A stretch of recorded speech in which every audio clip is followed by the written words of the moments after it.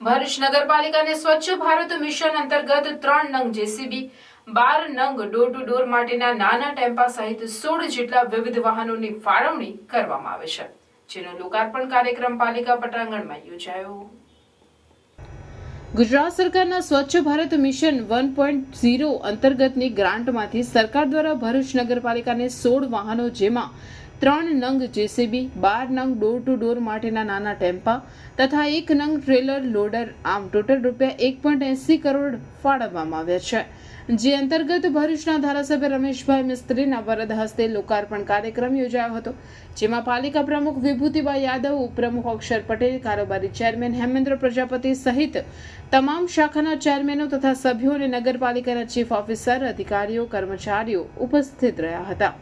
ભરૂચ નગરપાલિકાને ₹2.25 કરોડના સફાઈ સહિતની કામગીરી માટેના 16 વાહનોની ફાળવણી કરવામાં આવી છે. ત્યારે શહેરની સફાઈ કામગીરીમાં કોઈ સુધારો થાય શકે કેમ તે જોવું રહ્યું. રાજ્ય સરકાર દ્વારા આજે ભરૂચ નગરપાલિકાને નગરના નાગરિકો માટે અને વિસ્તારો માટે ખૂબ ઉપયોગી એવા જેસીબીથી લઈને વિવિધ પ્રકારના 18 નવા સાધનો આપવામાં આવ્યા છે, જેનું ખાતમુહૂર્ત આજે કરવામાં આવ્યું છે.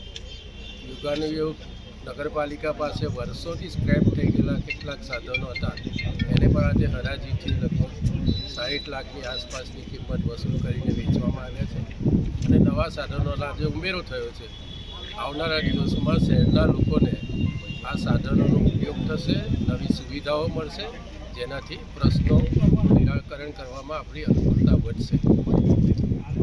ગુજરાત સરકાર દ્વારા સ્વચ્છ ભારત મિશન 1.0 અંતર્ગત આજ રોજ 1.80 કરોડના ખર્ચે 16 જેટલા સાધનો ભરૂચ નગરપાલિકાને આપવામાં આવેલ છે, જેમાં 3 બેકહો લોડર, 1 કચરો ભરવા માટેનું ફ્રન્ટ લોડર અને 12 છોટા હાથીનો સમાવેશ થાય છે. સદર સાધનો આજ રોજ માનનીય ધારાસભ્યશ્રીની ઉપસ્થિતિમાં લોકાર્પણ કરવામાં આવે છે.